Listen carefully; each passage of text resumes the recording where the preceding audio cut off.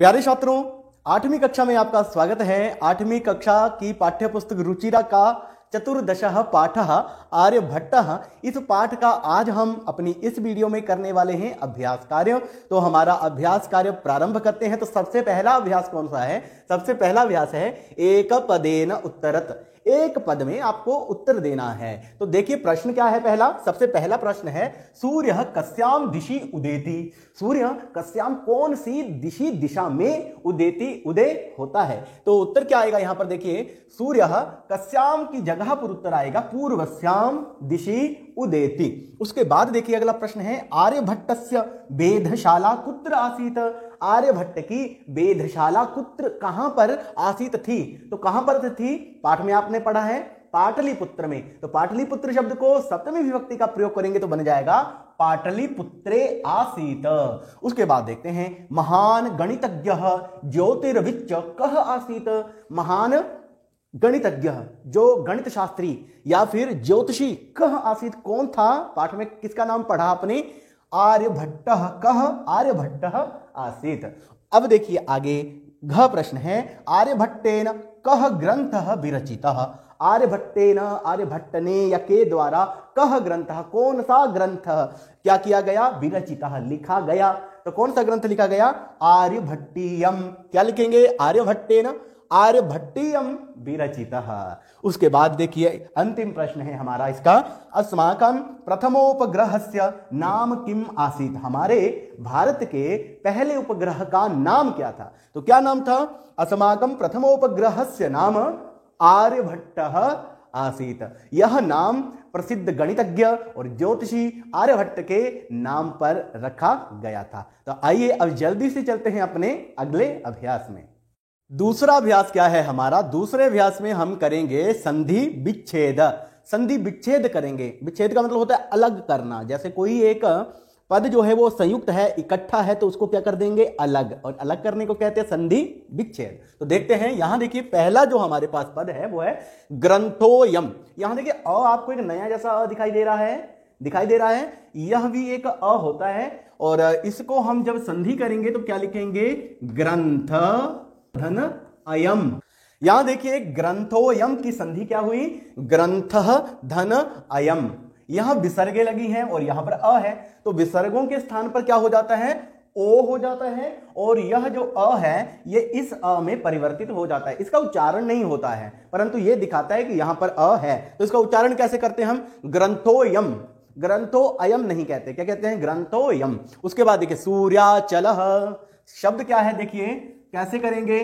सूर्य धन अचलः। तो यहां पर संधि हुई है, दीर्घ संधि हुई है। यहां अंतिम में अ की ध्वनि आ रही है, सूर्य की ध्वनि आ रही है, दूसरी तरफ अ है, अ और अ मिल गए तो क्या बन गया? आ। तो बन गया सूर्याचलः। उसके बाद देखिए तथैव, तथा धन एव क्या बन गया? तथैव। तथैव में कौन सी संधि हुई? यहां पर वृद्धि संधि हुई है। आ और ए में ऐ की संधि हो गई। उसके बाद देखिए कालातिगामिनी। काल अतिगामिनी ऐसे लिखेंगे तो क्या बन गया? कालातिगामिनी। यहां पर भी अ है अंत में और अ है, दीर्घ संधि हुई तो काला बन गया, तो कालातिगामिनी हो गया। उसके बाद देखिए प्रथमोपग्रहस्य। प्रथमोपग्रहस्य उपग्रहस्य ऐसे लिखेंगे इसको। यहां पर देखिए एक संधि हुई है। स्वर संधियों में कौन सी संधि हुई है?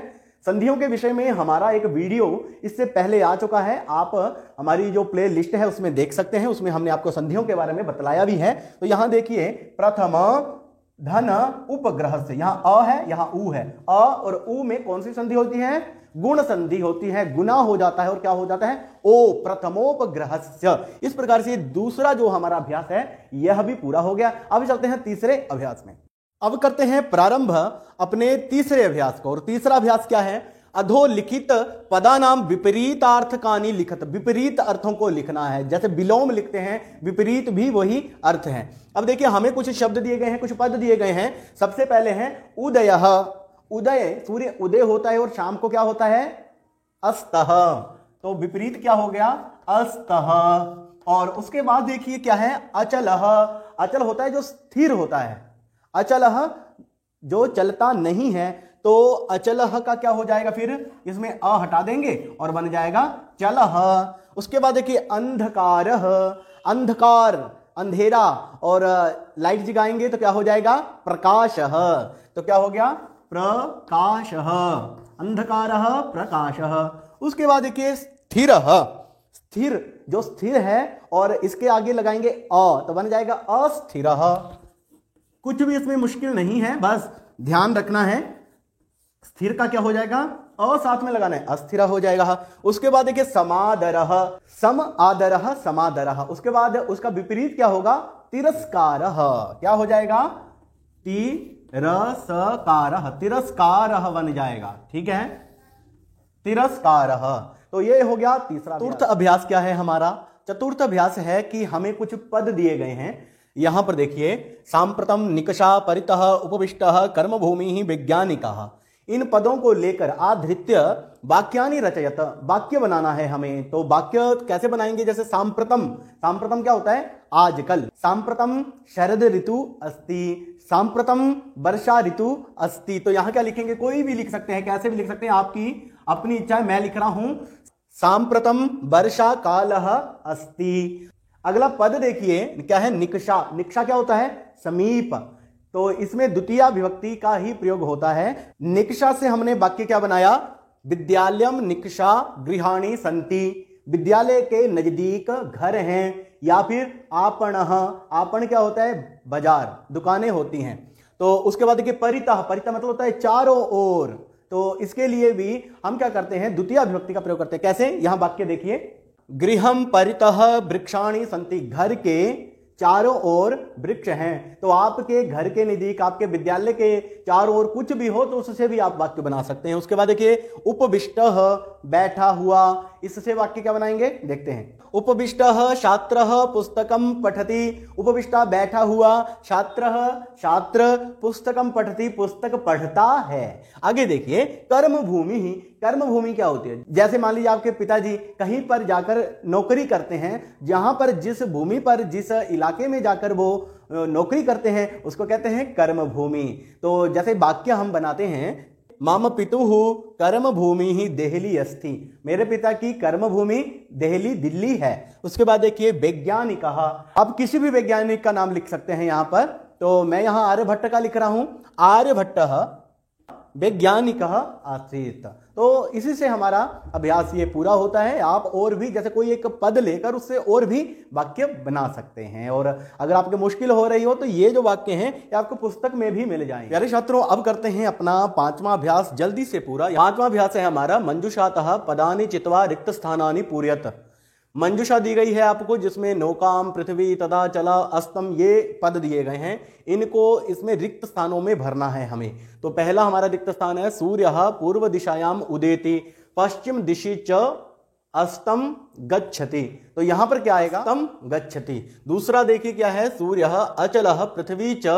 यहां देखिए इसमें से कौन सा आएगा, चला। तो क्या लिखेंगे, चला। उसके बाद देखिए ग रिक्त स्थान स्वकीय अक्षे घूर्णति। अपने अक्ष पर कौन घूमता है, तो यहां देखिए कौन है, पृथ्वी। पृथ्वी स्वकीय अक्षे घूर्णति। उसके बाद आइए, यदा पृथिव्या छायापातेन चंद्रस्य प्रकाशः अवरुध्यते। यदा, यहां देखिए क्या आएगा, तदा। क्या लिखेंगे, तदा चंद्र ग्रहणम भवति। उसके बाद देखिए अंतिम, नौकायाम उपविष्टः मानवः।